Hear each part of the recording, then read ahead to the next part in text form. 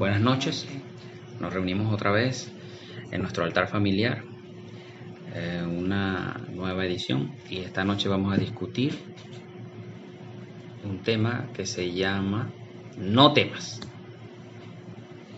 No temas. La palabra no temas se repite 365 veces en la Biblia.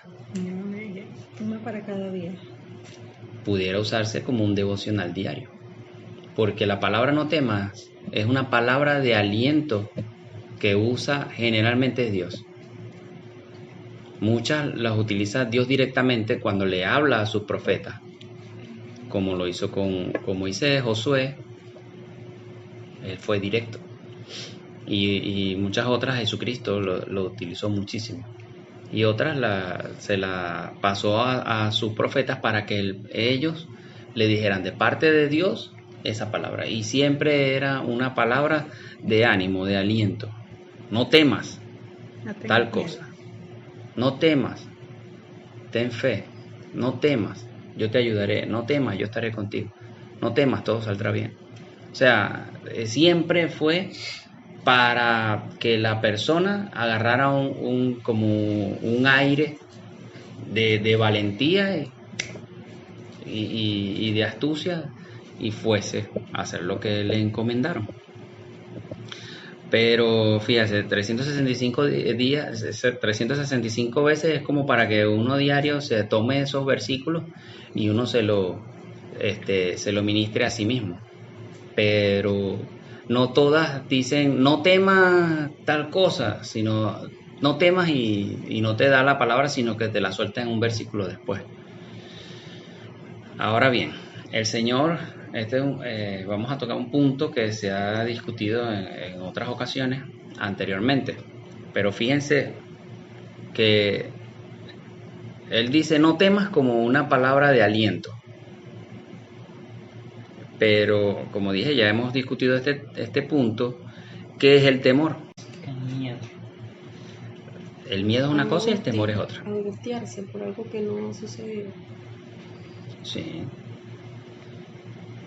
Puede estar asociado a la el temor preocupación. Es lo contrario a la valentía. Exactamente. Es algo que te paraliza. Hay uno que dice, no tengas miedo. No tengas miedo porque yo estoy contigo. Ajá. Y que Dios nos ha dado espíritu de temor, es un espíritu también. Sí.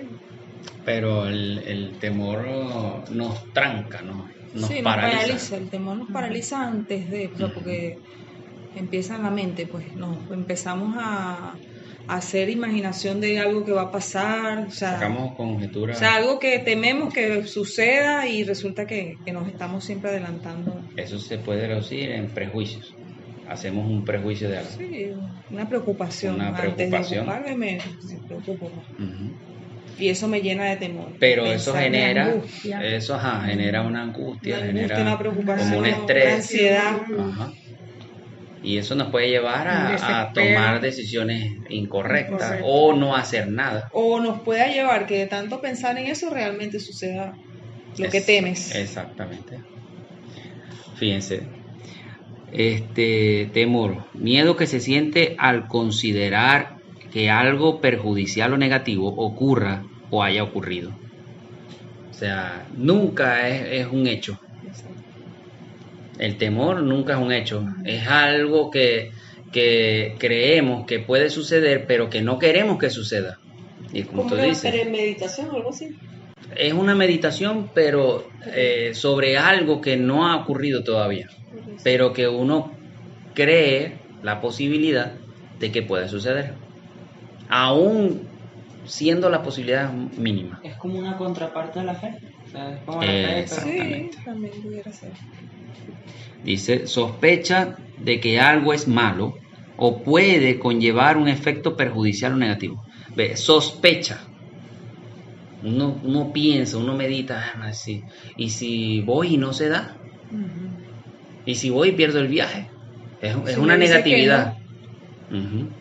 No, mejor yo no voy ahí porque yo voy a perder el viaje. Yo tengo no se me cata tengo. No, todos. Yo me acuerdo cuando yo fui a llevar el currículo para Banesco, no sé si se los he contado en otra oportunidad, que yo estaba al fuera de la oficina de recursos humanos y yo duré como 25 minutos afuera parada y yo, ay, ¿y si lo meto? No sé qué, pensando Por mis eso el cosas. temor paraliza. Y entonces después dije, ay, o sea, ¿qué me puede decir que no? Nadie se ha muerto por un no. Y entré y lo entregué. Y en 15 días me llamaron. A mí me pasó mucho cuando estaba muchacho en el liceo, pero con las noviecitas. O sea, me llamaba la atención una chica y si me dice que no, y si se burlan de mí, y si esto, o sea, Ya sé de dónde lo saqué. Eso es lo primero que uno piensa, que se burlen, Ajá. que lo desprecien, que lo rechacen. Eso es lo primero que le pasa a uno por... Sí, porque uno de los temores más grandes del ser humano después de la muerte es el rechazo, temor al Ujú, rechazo, que exacto. lo rechacen, sentirse rechazado. Exacto, el Después de la fundamento era el muerte. rechazo. Porque el ser humano Y entonces, tiene párnale, y eso me ponía 20.000 vueltas y a la final no hacía nada. es el temor más Ah, paralizante, el temor al rechazo. Ya sé de quién lo Igual cuando te toca exponer en el liceo, en la escuela, donde sea, mira que te toca exposición. ¡Ay! Bueno, uno está bien hasta el momento que te toca exponer. O sea, ¿Tienes una diferencia entre temor y miedo? no, Tarea para la casa. sí. Porque el temor es un previo. El miedo ya es un sentimiento, ya es un pavor. El miedo. Yo considero que el miedo es algo que ya está, algo que probablemente pueda existir, y el temor es algo que puede pasar o algo que aún no existe. Exacto, pero el temor es un previo, pues. O sea, el temor te prepara el camino o la senda para el miedo. Porque tú le puedes tener miedo a la oscuridad. Eso es un hecho. Ay, pay. Le puedes tener miedo a los insectos. Ya, eso es un hecho. Eso es un pavor. Bueno, pero dejen de hablar de mí, pues. No, eso es algo que puede ocurrir. Pues es un hecho. Pero en cambio el temor, no, yo temo que si yo me acerco a aquel rincón me salga una cucaracha. Ahí yo estoy mezclando las dos cosas, pero todavía no he llegado. Yo no sé si en verdad ahí lo hay o no lo hay. Entonces yo me saco una conjetura o una conclusión de una hipótesis del cual yo no tengo basamento. Bien. En la Biblia también nos dice que todo lo que tú temes, eso atraerás a tu vida. Eso lo leemos en Job 3 del 24 al 26. Porque conocemos la historia de Job al principio, que era hacendado, adinerado, tenía 7 hijos varones y todo eso y todo el mal que le sobrevino. 24 o 26. Del 24 al 26. En el nombre del Padre, del Hijo y del Espíritu Santo. Pues antes que mi pan viene mi suspiro, y mis gemidos corren como agua, porque el temor que me espantaba me ha venido, y me ha acontecido lo que yo temía. No he tenido paz, no me aseguré, ni estuve reposado, no obstante me vino turbación. Bueno, imagínense. Antes que mi pan viene mi suspiro. O sea, el pan es el alimento. Pero antes, ahí venía el temor. Cada vez que él iba a comer, que es un momento donde se supone que uno tiene cierta paz, cuando uno se sienta a la mesa a comer, se le venía a la mente sus temores. Y ahí suspiraba sobre el temor. Y él, como lo dice, y mis gemidos corren como aguas, porque el temor que me espantaba me ha venido. Es algo en el cual él meditaba y meditaba y meditaba siempre en esas cosas. De hecho, tú lees que cada vez que los hijos, eran 7 hijos, y los 7 hijos tenían, o 6 hijos creo que era la cosa, y 7 hijos, y todos los días los hijos hacían una fiesta. Fíjate que cada día era fiesta en casa de cada uno de sus hijos. Ve lo adinerado que era ese hombre, que le puso casa en sus tierras a cada uno de sus hijos.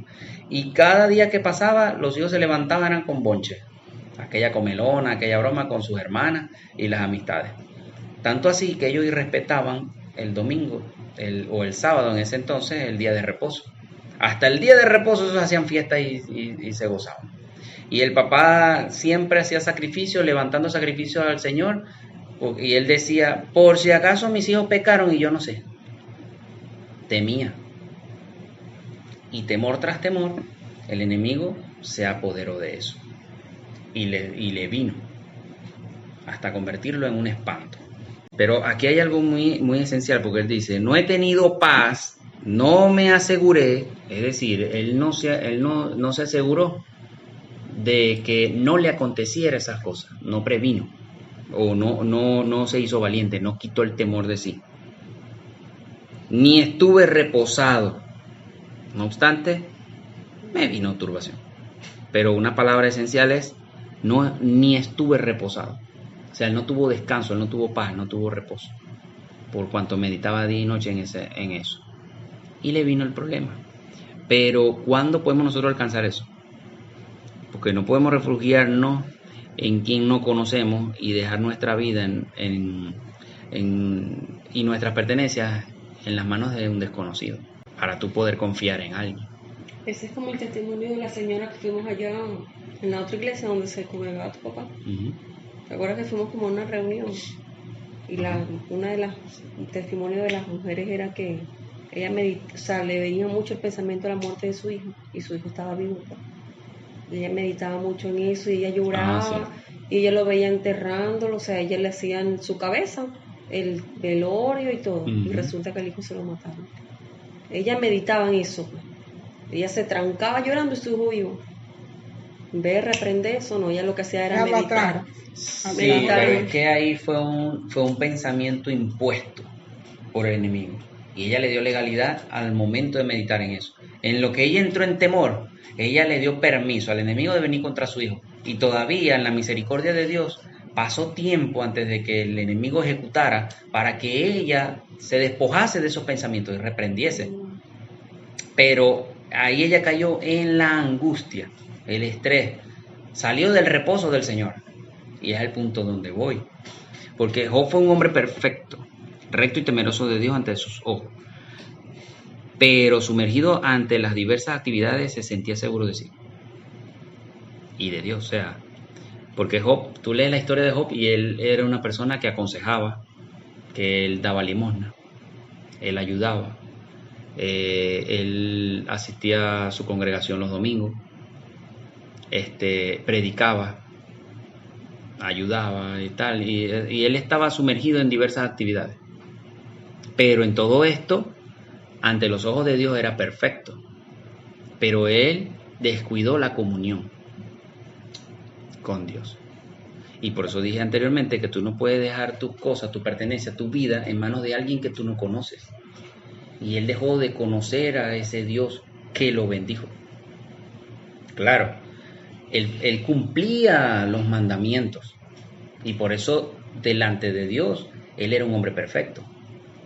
Dios lo conocía a él, Jehová, tú lo lees en el capítulo 1, pero él no conocía a Jehová, sino sus mandamientos. Pero no conocía al dueño de la ley. Entonces, por eso, él no reposaba. En Juan 16:33 vemos una palabra del Señor que nos invita a encontrar ese reposo, ese descanso. Estas cosas os he hablado para que en mí tengan paz. En el mundo tendrán aflicción, pero confíen, yo he vencido al mundo. Siempre van a haber dificultades en la vida, siempre. No porque lleguemos a los caminos del Señor, vamos ahí como decimos acá, vamos en góndola.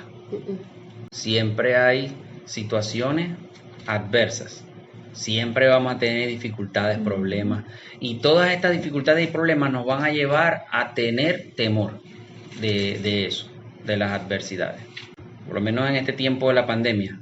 En este tiempo de la pandemia, la gente que teme quedarse sin comida, sin provisión, que se enferme, Y en especial que no puede ver a la familia, que no la va a ver más, que si se muere y no lo Porque ve no más. ven que sea solución, pues no ven Sí. todo este cada día. Entonces eso genera un estrés, una angustia. Angustia, Entonces la gente vive angustiada. angustia, preocupación, porque ver, cuando le falta la comida y qué le voy a decir, si tienen niños, ¿qué le voy a decir? Pero lo más bravo es que esto es entendible en personas que no tienen a Cristo y que ni lo conocen. Pero hay gente que lo conoce y que se supone tienen a Cristo. ¿Por qué caen en esta angustia? O en esta ansiedad? En estos días yo conocí una vecina me decía que ella se sentía agobiada, que le dolía la cabeza, que le dolía los ojos, un ojo, se sentía mal porque ella se sentía mal, pues. Y ella dice, no sé, es como una angustia, es como, no sé qué, no me siento bien, me decía. Ya no sé qué hacer. Bueno, será, ahorita estoy leyendo la Biblia con mi nieto y broma, y nos sentamos a leer la Biblia un rato, porque será es buscar a Dios, pues, o sea, sentir ese confort espiritual, porque ya no queda de otra. Y es una persona que tiene conocimiento del Señor porque le han hablado y tiene familiares, pero no está en el Señor. Pero es que aún ella ve lo que ella piensa. Y es la mejor decisión que uno puede hacer, reposar en el Señor. Pero para poder reposar en el Señor, tú debes conocerlo. Porque tú, como dije, si tú no lo conoces, ¿cómo reposas en Él? O cómo tú puedes confiar tus cosas en Él. Que es lo que le pasa a muchos creyentes. Creen en el Señor, pero no lo conocen. Y como no lo conocen, entonces no saben, no conocen el alcance y el poder que tiene Dios sobre sus vidas, donde ellos mismos lo limitan. Limitamos nuestra mente. Sí, y donde eso que ocurre, que impide que nosotros gocemos de sus beneficios, de sus promesas, pero también esto causa que nosotros no nos limitemos. Siempre en medio de la tormenta, nuestra mente nos juega una mala pasada. Siempre. Nos invade el temor, nos angustiamos, tememos por la salud, por las provisiones, como lo decíamos hace rato, y son cosas que a mucha gente le agobia en este tiempo por la falta del Señor. Vamos a Mateo 14:23, del 23 al 27. Dice así, lo leo en el nombre del Padre, del Hijo y del Espíritu Santo. Despedida la multitud, subió al monte a orar aparte, y cuando llegó la noche, estaba allí solo. Y ya la barca estaba en medio del mar, azotada por las olas, porque el viento era contrario. Mas a la cuarta vigilia de la noche, Jesús vino a ellos andando sobre el mar. Y los discípulos, viéndole andar sobre el mar, se turbaron, diciendo, «¡Un fantasma!», y dieron voces de miedo. Pero enseguida Jesús les habló, diciendo, «Tengan ánimo, yo soy, no teman». Están en medio de la tormenta, están azotados por el espíritu del mar, están siendo golpeados y atemorizados, y no solo atemorizados, sino que ya cayeron en miedo. Y hace un tiempo, hace unos meses atrás, el Señor me puso a darle una palabra como esa, porque el Señor me viene ministrando desde hace unos meses para acá esa palabra, y me pone a ministrársela también a otras personas, me ministra a mí y me pone a ministrar a otras personas. Y yo le escribí en un mensaje a ese muchacho, ten ánimo y no desfallezca tu corazón, no desmayes, que el Señor tu Dios está contigo, todo va a salir bien. Y me dijo, no, mi hermano, esa palabra me la mandó Dios, porque él estaba pasando una situación. Y parece algo sencillo esa palabra o simple, pero cómo tiene poder. Tengan ánimo, yo soy, no temas. Claro, se conocen la historia, Pedro le dijo, maestro, si eres tú, manda que yo vaya y tal. Sí. Y empezó a caminar también sobre la tormenta, porque se sintió confiado, porque él conocía a Jesús. Caminó, dio unos pasos, pero como siempre la tormenta se arrecia y nos desenfocamos. Perdimos la visión, nos hundimos, pero inmediatamente clamamos, ayúdame, Señor. Palabra tan sencilla, oración tan simple pero poderosa. inmediatamente el Señor nos tiende esa mano poderosa. El Señor siempre nos insta a tener buen ánimo, siempre. Siempre el Señor fue perseverante, fue positivo. Y eso es maravilloso del Señor, porque de verdad en esta vida, en este mundo, bueno, a veces uno como que pierde el aliento, el ánimo de hacer las cosas y uno dice ¿hasta cuándo? ¿Por qué tanto esto aquí? ¿Por qué tanto esto allá? ¿Por qué vivir limitado? ¿Por qué tan poco esto? ¿O por qué aquellos están enfermos? ¿O por qué hay tanta muerte alrededor? ¿Por qué hay tanta hambruna por donde camino y veo? ¿Y por qué hay gente pasando necesidad? Y esto, y entonces, o sea, a veces como que da tristeza vivir. Como los memes de los morenos africanos que bailan a sus difuntos. A él le entrevistaron, al que está vestido como de coronel, así de jefe, y a él le preguntaban que de dónde salió eso. Y él decía que eso es una tradición familiar, que el inicio creo que fue su papá o su abuelo, no recuerdo bien. Pero ellos le dicen, pero ¿y qué es eso? ¿De dónde salió eso de que ustedes lo bailan? Y ustedes le hacen una danza y están alegres. Y él dice, porque nosotros celebramos la muerte porque abandona el sufrimiento de este mundo. Porque en este mundo vivimos a sufrir. Claro, lo dice una persona que viene de vivir y de su entorno ser pobre y miserable. Porque en África son pocos los que viven cómodos. Allá sí se pasa trabajo hereje. Necesidad de agua, de electricidad, de servicios, hasta de aguas negras. O sea, aquí mismo celebran la muerte, en Pariaguán. En Pariaguán se muere una persona y ellos lo que hacen hacen como una fiesta. Me dice Rosita que ella fue para el entierro de un cuñado. Y ella me dice, muchacha, yo me extrañé. Ahí mataron la res más gorda. Asaron, brindaron. Entonces le preguntaron que por qué. Ella preguntó que por qué hacían eso. Y ahí le dijeron, porque ellos están saliendo de aquí del sufrimiento y van a pasar a mejor vida. Allá ellos no van a sufrir. Eso dicen ellos. ¿Ves? Y entonces, pero que tienen esa es una cultura, sí. Pero eso dicen ellos en medio de su ignorancia, porque lo la mismo verdad aquí los Becerra, cuando se murió el papá, fue el primero que murió, sí, creo que fue el primero que murió. Ellos después que llegaron, que lo enterraron, llegaron y formaron su rumba. No, y es que ya hoy en día aquí los funerales, la mayoría de los funerales aquí en Venezuela los celebran con música. Pero hace años. Y con juegos de dominó, de baraja, beben y comparten. En los Andes, costumbre de Añacatales es que ellos también hacen comelonas. Ellos, a juro, en el velorio tienen que hacer aquel pailón de comida, darle comida a todo el mundo. Pero, o sea, y los indios también, los indios celebran eso. Una vez yo vi un documental sobre los indios acá del Amazonas y ellos, incluso ellos los queman y la ceniza ellos después las mezclan con hojas, con tabacos y cosas y ellos por eso es que tú ves creo que los Yanomami que tienen como una bola de tabaco detrás del labio. Y eso es eso, cenizas de difuntos con tabaco y un poco de cosas ahí. Pero ellos dicen que eso es parte, se están llevando parte del difunto, de la buena vida en la que ellos van a estar ahora. Y ellos celebran eso con una fiesta, una danza, porque ellos dicen que van a mejor vida. Pero eso lo hablan en la ignorancia.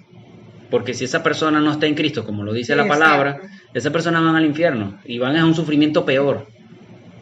Pero es la mentira de Satanás para que la gente se desvíe de la búsqueda del Señor y de asegurar su alma en el cielo. Pero ese es otro tema. Entonces, el Señor siempre nos está animando en este reino caído. Porque desde la expulsión de Adán, vivimos un reino caído. Entonces, Jesucristo vino a instaurar su reino en medio de este reino caído. Pero eso es una cuestión de, como se hacía en la antigüedad, los reyes. Era una cuestión de conquista. Jesucristo crea, levanta personas para que vayan en el mundo regando la palabra del evangelio, vayan ganando almas y vayan tomando terreno en este reino caído. Y ahí es donde vienen las palabras de aliento de parte de los profetas, apóstoles, pastores, evangelistas y todo esto. El Proverbio 29:25 dice, temer al hombre resulta una trampa, pero el que confía en el Señor termina bien librado. Ve que todo se está basando en la confianza. ¿Cuál es esa? El Proverbios 29:25. Y nos estamos, no sé si se han dado cuenta, pero nos estamos encauzando o nos vamos dirigiendo es hacia la parte de la confianza. El no temer es tener confianza. Primeramente, confianza en uno mismo, porque cuando somos temerosos somos inseguros. Pero cuando nosotros tenemos confianza de quiénes somos, qué hacemos, qué tenemos, la inseguridad se va. Dejamos de ser temerosos, dejamos de tener inseguridad. Y por eso yo muchas veces fracasé en cuanto al tema que hablé al principio, era por lo inseguro que era. Y no era nada más en esas cosas, en muchas cosas que me proponía hacer. Era muy inseguro, para todo. Y una de las cosas que yo tenía temor era de hablar en público. Y ahorita no puedo estar mucho tiempo No callado. lo perdiste.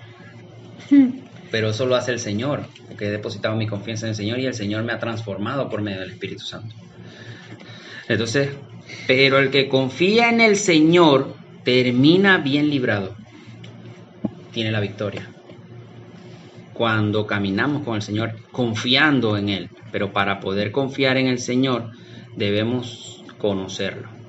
Vamos a Isaías 41:10.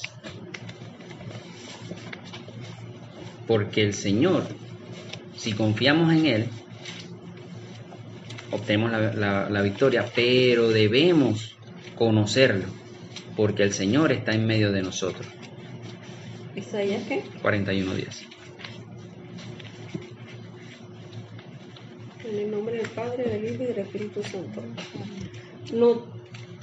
No temas porque yo estoy contigo. No desmayes porque yo soy tu Dios, que te esfuerzo, siempre te ayudaré, siempre te sustentaré con la diestra de mi justicia. El Señor hace unas semanas atrás, un mes atrás, me habló por medio de ese versículo. De verdad me sentía un poco atribulado. Y cuando leí ese versículo, miércoles, wow. O sea, sentí una fuerza, o sea, una confianza dentro de mí, un impulso o un reimpulso. Dice, no temas porque yo estoy contigo, dice el Señor. No desmayes porque yo soy tu Dios quien te esfuerza. Siempre te ayudaré, siempre te sustentaré con la diestra de mi justicia. Porque la diestra de justicia del Señor es poderosa. Y como decía Jesucristo, si yo por el dedo de Dios echo fuera a los demonios, imagínense el poder que tiene Dios en esa mano. Y la mano diestra de Dios es la mano más fuerte, la más firme. Siempre el Señor nos está alentando, pero siempre Él nos lleva a que hagamos las cosas, pero confiando en Él, poniéndose Él por delante, poniendo su palabra. En Mateo 11, del 27 al 30, leemos, en ese estímulo que Dios nos hace, que por medio de sus profetas o lo que lo hizo por medio de Jesucristo. Mateo, ¿qué? Disculpa. 11 del 27 al 30. Siempre Dios nos está estimulando hacia la victoria, hacia el triunfo, hacia la prosperidad, la bendición, hacia el reposo, hacia la paz. Y hablo personal, intrapersonal, se pudiera decir. Todas las cosas me fueron entregadas por mi Padre, y nadie conoce al Hijo sino el Padre, ni al Padre conoce a alguno, sino el Hijo, y aquel a quien el Hijo lo quiere revelar. Venid a mí todos los que estáis trabajados y cargados, y yo os haré descansar. Llevad mi yugo sobre vosotros, y aprended de mí que soy manso y humilde de corazón, y hallaréis descanso para vuestras almas, porque mi yugo es fácil y ligera mi carga. Poderoso. Ve que Él dice, todas las cosas me fueron entregadas por mi Padre, y nadie conoce al Hijo sino el Padre, y nadie conoce al Padre sino el Hijo. Todo se trata del conocimiento, conocer, tener intimidad, tener una relación. Cuando nosotros conocemos a una persona, podemos decir, yo conozco a fulano porque he tenido una relación con él. He intercambiado palabras, he intercambiado gustos, situaciones, momentos, hemos compartido un tiempo y yo puedo decir de esta persona que esta persona es así, asado y del otro. Damos características, pero nos basamos en hechos, no solo en palabras. Entonces, con el Señor hay que hacer lo mismo, pero el camino al Padre es por medio del Hijo Jesucristo. Le dice, vengan a mí todos los que están cargados, trabajados y cargados, y yo los haré descansar. Lleven mi yugo sobre ustedes y aprendan de mí, que soy manso y humilde de corazón, y hallarán el descanso para su alma. Ve que cuando Job, él hablaba sobre que él no tenía reposo. Y aquí el Señor nos está invitando al reposo, ¿cómo? En el descanso, depositando nuestras cargas, nuestras angustias, nuestras ansiedades, quitando todo temor, poniéndolas sobre Él.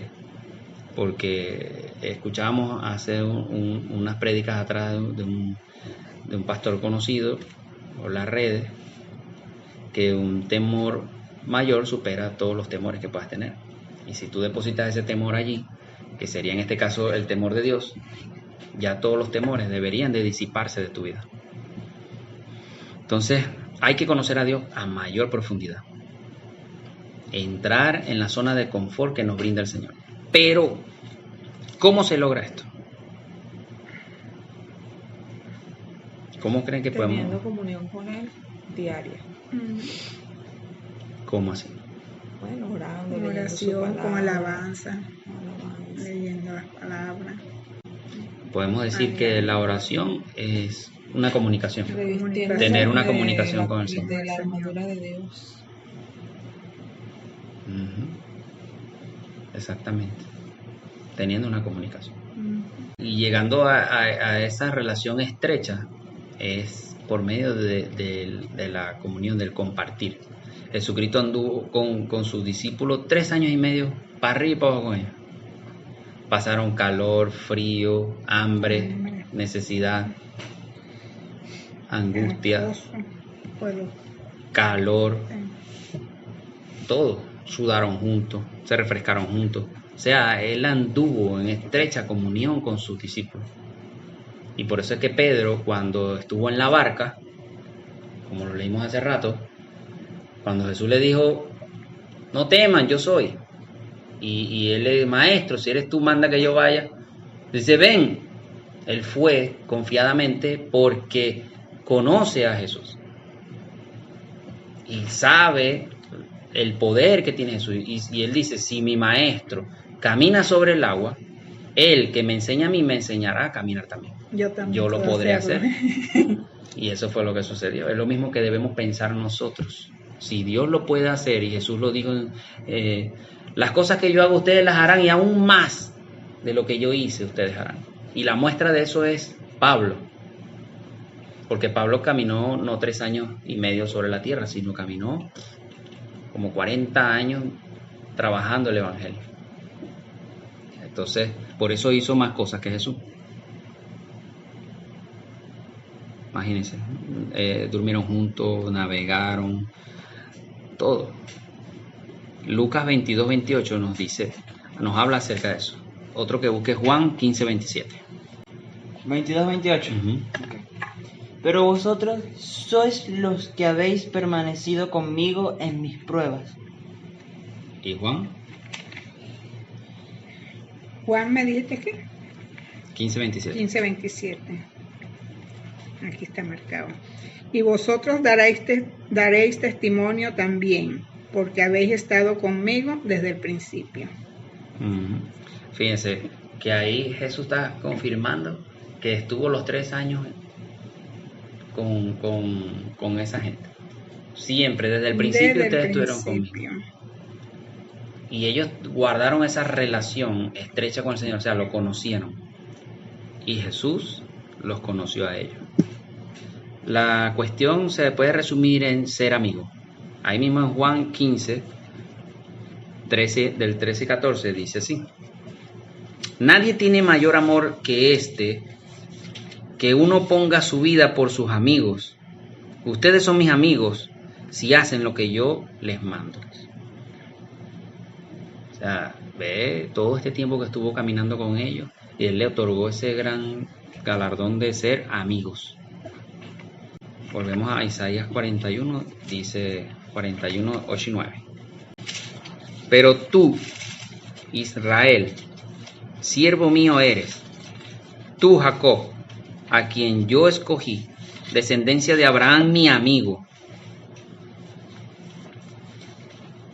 porque te tomé de los confines de la tierra, y de tierras lejanas te llamé y te dije, mi siervo eres tú, te escogí y no te deseché.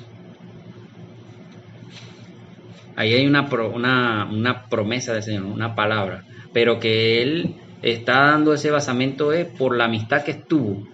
Por eso Él mantiene esa promesa, por la amistad que él tuvo con Abraham. Y la promesa que le hizo, la voy a cumplir porque Abraham fue mi amigo, me conoció, estuvo conmigo. Hay que darse tiempo para dedicarse a escuchar del Señor, a entenderlo, a buscarlo. Siendo amigos del Señor, alcanzaremos esa confianza. Porque nosotros, para vencer el temor, debemos tener confianza, autoconfianza, confianza en Dios. Tenemos autoconfianza, el temor se libra. Pero el Señor siempre va a estar allí para darte la mano, para tenderte la mano, para levantarte, para empujarte, para impulsarte, para llenarte de ese aliento, de ese ánimo. Siempre el Señor está motivando. Imagínense, no era sencillo con el Señor andar con Él. Vamos para allá, para Galilea, a remar a pulmón limpio. Y Él tenía que darle aliento a esa gente, como estamos viendo ahorita la serie Bolívar. Algo que me llamó la atención de Él es que Él mandaba, Él era el estratega, Él organizaba, Él armaba Él planificaba los combates, armaba las estrategias. Pero Él, antes de mandar a la gente, Él le daba una palabra de aliento. Y cuando regresaban golpeados, heridos, Él venía y los elogiaba. Les daba una palabra de aliento. Vamos, vas a quedar registrado en la historia porque eres un soldado. La gloria que nos merecemos, eres digno de esta gloria. Le vas a echar piernas. Vamos a quedar en la historia. Vamos a hacer libro de todo este gentío. O sea, siempre estaba motivando a la gente y la gente estaban ahí heridos. Sí, mi comandante, sí, mi general, sí, vamos, y tal. Y estaban cayéndose y todavía con la palabra de aliento que le brindaba Bolívar, esa gente agarraba un segundo aire y ¡boom! Y venían las victorias. O sea, es tremendo. El no temas, yo te ayudo. No temas, yo estoy contigo. No temas, no se desmaye tu corazón. No temas, tú puedes. Pero mira, tú no sabes lo tremendo que es esa palabra para una persona. Yo me acuerdo que el hermano Ismael le estaba predicando al difunto Giorgio. Y le predicó y él recibió a Cristo y eso. Y él estaba bajo ataques de depresión y todo eso. Y empezamos a trabajar en conjunto el hermano y yo, porque el hermano le hablaba la palabra, pero yo le daba el ánimo, el aliento. Pero el diablo fue astuto. Bueno, eso fue hace 2 años, ¿verdad? Fue astuto sí. Y nos ganó la batalla porque... 1 año después de Alfredo. Yo me acuerdo que la última conversación que yo tuve con él por WhatsApp, yo le estaba dando el ánimo, porque no era porque yo me consideraba un motivador, pero el diablo sabe dónde herirte o dónde darte tu orgullo para que tú desistas. Porque a mí nunca me ha gustado, o sea, siempre me ha gustado servir, pero altruistamente, no esperando nada a cambio. Y cuando alguien me agradece así, o sea, me incomoda, me inquieta. Claro, últimamente, estando ya en el Señor, Él me ha enseñado a recibir, porque si no quito bendiciones. Pero era algo, una vez yo iba en un autobús, venía yo en una buseta de Puerto La Cruz. En aquel tiempo trabajaba yo en el puerto y siempre venía a hora pico en la tarde, reventaban en la buseta o en el autobús, pero ese momento venía en una buseta y yo estaba sentado justamente en toda la puerta. Y en todo el camino yo venía abriéndole y cerrándole la puerta a la gente, porque estaba en todo el frente de la puerta. Y yo le abría la puerta, esperaba que se bajara la gente. Y cuando ya venía llegando acá, por la parada de Río, una señora dice, ay, chofer, no debería de cobrarle a él, ese muchacho se ha portado bien, te ha ayudado. Perna, dejé de yo de ayudarle. O sea, yo dejé de, hasta ese momento, no abrí más esa puerta. Y el enemigo, y estoy diciendo esto ahorita porque yo no me acordaba de eso, me lo está trayendo ahorita a colación el Espíritu Santo, porque, o sea, eso a mí me trancaba. Y eso fue lo que pasó con él. Él viene y me dice, oye, hijo, gracias, tus palabras son bonitas y broma. Y dime una cosa, tú eres motivador, ¿verdad? Eso como que si me hubiese ofendido. Yo, no, vale, yo no soy... No, chico, yo no soy motivador, pero tú eres así. Tú eres eso lo que te estoy diciendo. Pero yo no soy motivador. Y no le hablé más. Y un mes después ocurrió la gran tragedia. O sea, el enemigo sabe cómo buscar la manera de hacerte desistir de tu trabajo. Y es ahí donde Cristo y el Padre Celestial nos está siempre impulsando a seguir, a no desfallecer, a no abandonar. ¿Y por qué te sentiste que era un Motivador? No, que te ofendió. Por eso. Porque, o sea, sentí como que... Sé que no lo hizo con mala intención y ahora veo que fue el enemigo quien armó eso. Pero él no lo hizo con la intención de ofenderme, sino como, oye, o sea, ¿te gusta ayudar a la gente así? A levantar al caído, era algo así, pues. Y yo lo vi como que, o sea, tú me quieres motivar a mí a hacer algo que no quiero, o sea, me confundí. O sea, me dejé vencer ahí mentalmente por el enemigo. Y perdí esa alma de las manos. O perdimos, porque la estábamos trabajando el hermano y yo. Y es tremendo.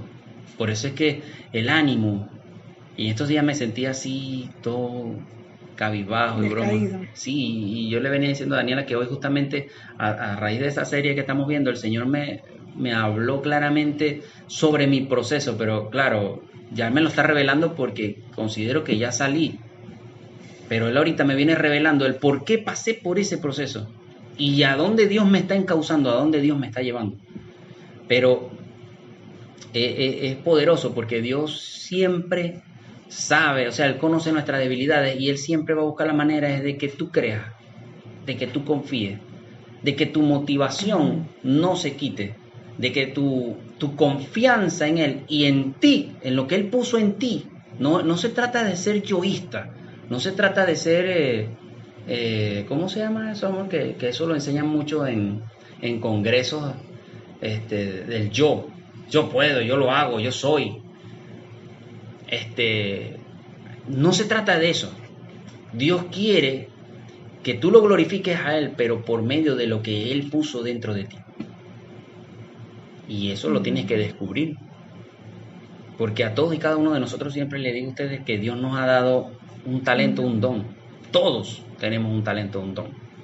Y el descubrirlo será de provecho para nosotros, beneficioso, para el reino del Señor y para uno mismo. Y el sacarle provecho, el aplicarlo, el utilizarlo, el dominarlo, ese talento, ese don, más todavía.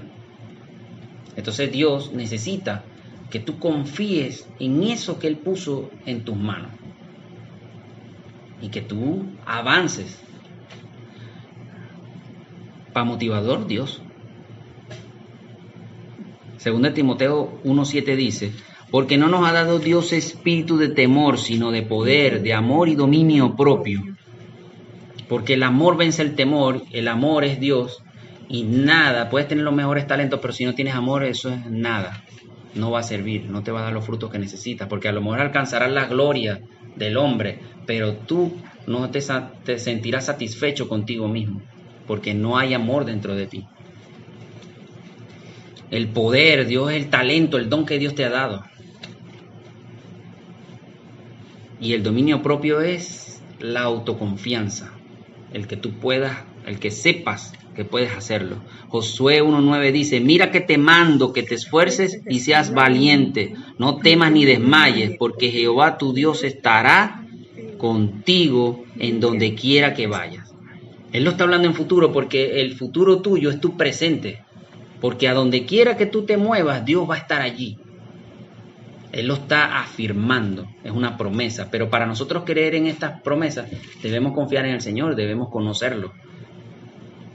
No puedes depositar, como dije en un principio, toda tu confianza y tu vida o toda tu pertenencia en alguien que tú no conoces, porque vas a creer que te lo van a robar o en realidad te lo van a llegar a robar.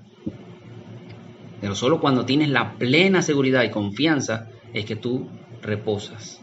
Entras al reposo del Señor, al que Dios habla, que lo resume Pablo en el libro de Hebreos. Deuteronomio 7, del 17 al 19 dice: si dijeres en tu corazón, estas naciones son mucho más numerosas que yo, ¿cómo las podré exterminar?, dice el Señor. No tengas temor de ellas, acuérdate bien de lo que hizo Jehová, tu Dios, con Faraón y con todo Egipto, de las grandes pruebas que vieron tus ojos, y de las señales y milagros, y de la mano poderosa y el brazo extendido con que Jehová tu Dios te sacó. Así hará Jehová tu Dios con todos los pueblos de cuya presencia tú temieres. Esto es confianza. Si dijeres en tu corazón, este problema, esta situación, este empleo, este jefe, lo que sea, son mucho más numerosas que yo, son mucho más grandes que yo, son más fuertes que yo, ¿cómo Dios podrá obrar en ti? Ya te derrotaste tú mismo. Fuiste el causante de tu derrota. Joyce Meyer escribió un libro, la batalla, ¿cómo es que? El campo de batalla es la mente. Si tú en tu mente dices, no puedo, no lo lograré, no lo alcanzaré, no llegaré, no vale la pena, ya perdiste la batalla. Y es ahí donde el enemigo, en estos días hablaba con mi suegro acerca de eso, de cómo los animales a veces, para prever un derramamiento de sangre, utilizan la guerra psicológica. Ellos emplean de su astucia, de su poder, de su fuerza o de su pavería para que el otro se intimide. Muchas veces se logra y él vence sin necesidad de caerse a golpe o recibir un mordisco. Pero cuando el otro también tiene sus argumentos y sus atributos, ahí tienen que pasar al plan B y ahí sí van a la parte violenta. Lo mismo hace el enemigo. El primero va al ataque psicológico, va a tu mente. No puede, tú no lo lograrás. Toda la vida has sido un fracasado. Mira qué eres, lo que tienes. No tienes nada. Y cuando tú dices, sí es cierto, no tengo, perdiste.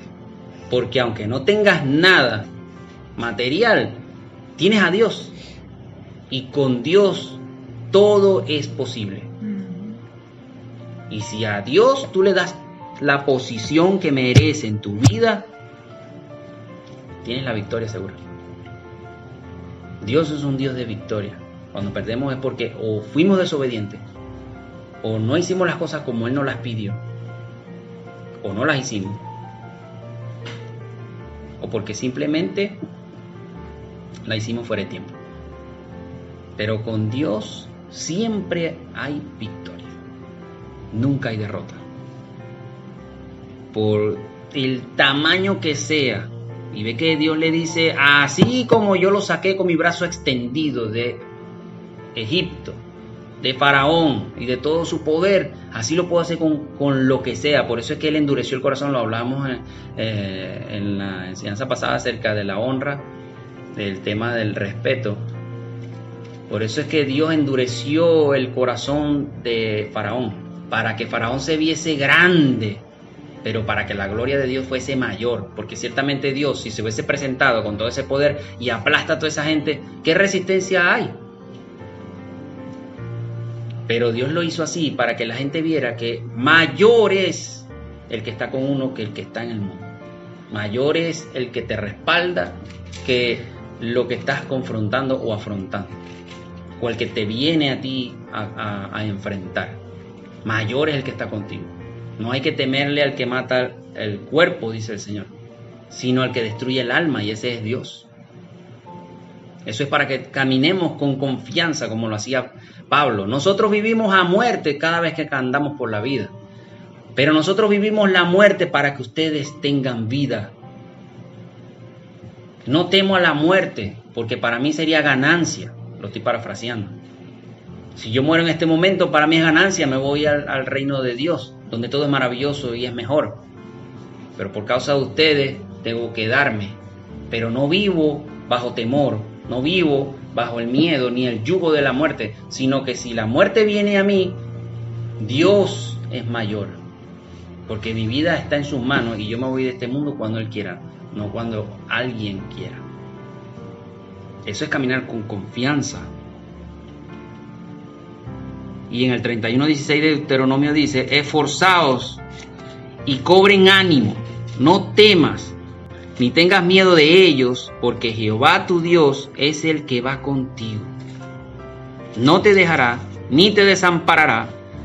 Y llamó Moisés a Josué y le dijo en presencia de todo Israel: esfuérzate y anímate, porque tú entrarás con este pueblo a la tierra que juró el Señor a sus padres que les daría, y tú se la harás heredar. Y Jehová va delante de ti, Él estará contigo, no te dejará, ni te desamparará. No temas, ni te intimides. Puro poder lo que Dios le mete a uno, le inyecta a uno allí. Filipenses 4:6, ahí la tierra que habla a Josué es la tierra que Dios te da a conquistar, en este caso, llevándolo espiritualmente a nuestro presente, es tu familia, tu hogar, tus hijos, tu empleo, tu ministerio. Esas son las tierras que Dios te da, para que tú las ganes, pero no tengas miedo ni digas, este problema es muy grande. Filipenses 4:6-7 dice: por nada estén afanosos, sino sean conocidas sus peticiones delante de Dios en toda oración y ruego, con acción de gracias. Y la paz de Dios, que sobrepasa todo entendimiento, guardará sus corazones y sus pensamientos en Cristo Jesús. Primera de Pedro 5:7 dice: echando toda su ansiedad sobre Él, porque Él tiene cuidado de ustedes. Juan 14:1 dice: no se turbe su corazón, crean en Dios, crean también en mí, dice el Señor Jesús. Y en el 14:27 dice: la paz les dejo, mi paz les doy. Yo no se las doy como la da el mundo. No se turbe su corazón, ni tengan miedo. 2 Corintios 9:8 dice: y poderoso es Dios para hacer que abunde en ustedes toda gracia, a fin de que, teniendo siempre en todas las cosas todo lo suficiente, abunden para toda buena obra. Puras promesas.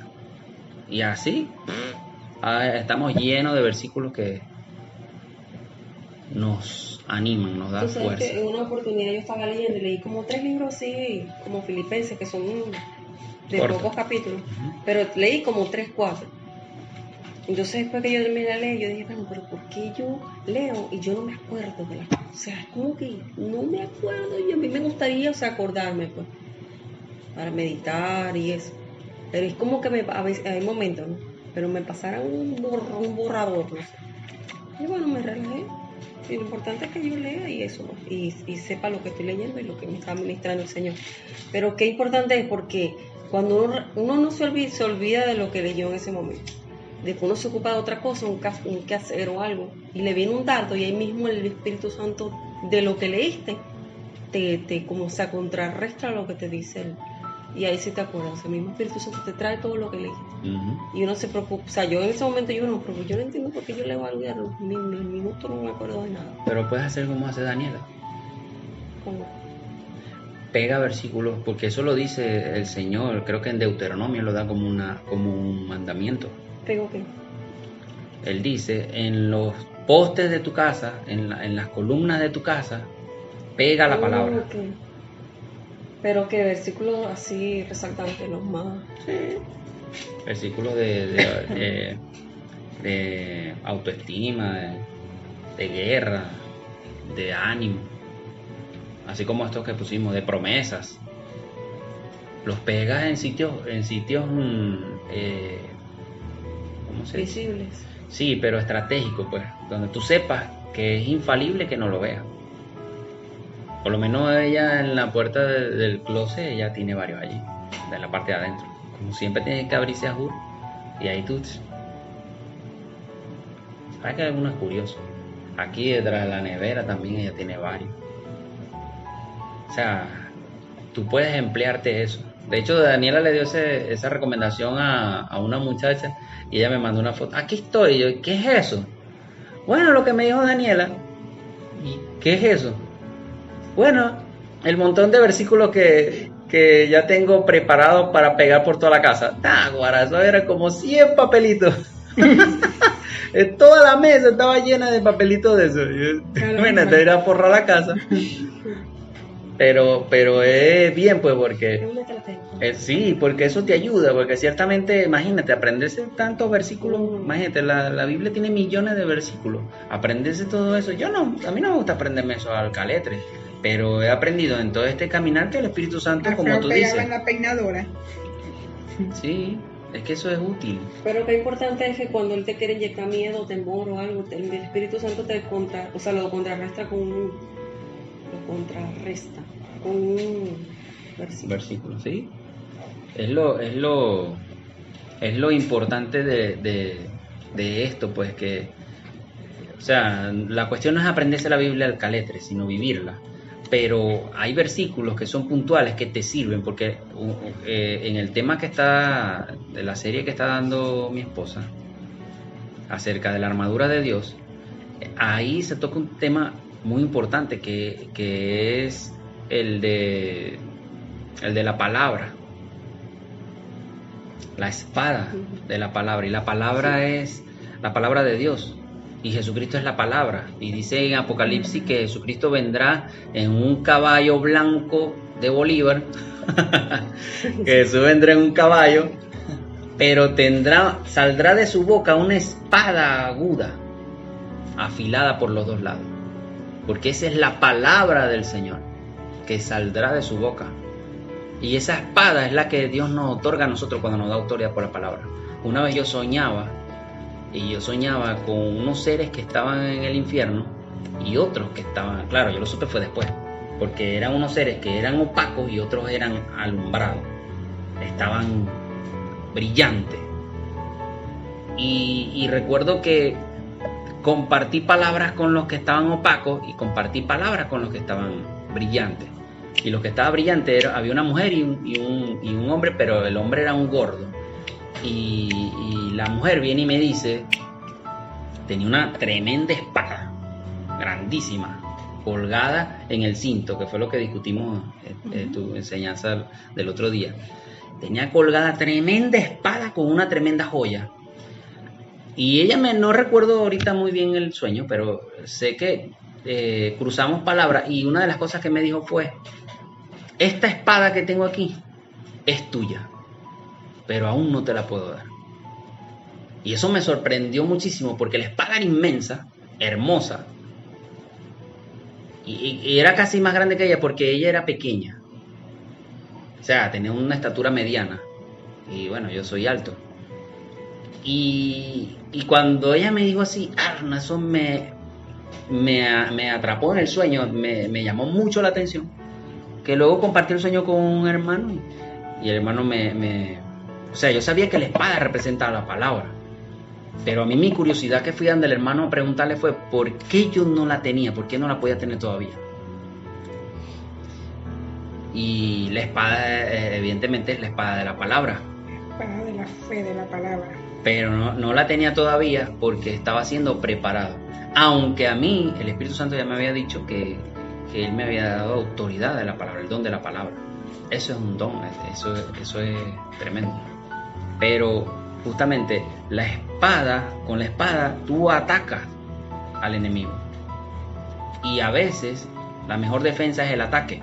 Y cuando el enemigo te lanza un dardo, la mejor defensa es arrestarlo con la espada y protegerse con el escudo de la fe, porque la fe es en el Señor, y cuando tienes fe en el Señor, tienes seguridad, tienes confianza, eso no te debería aturdir. Bien, ¿algo más quieren compartir? Bueno, esto ha sido todo por esta noche. Esperamos que sea de bendición para ustedes como para nosotros. Nos seguiremos viendo en una próxima edición. Dios los cuide.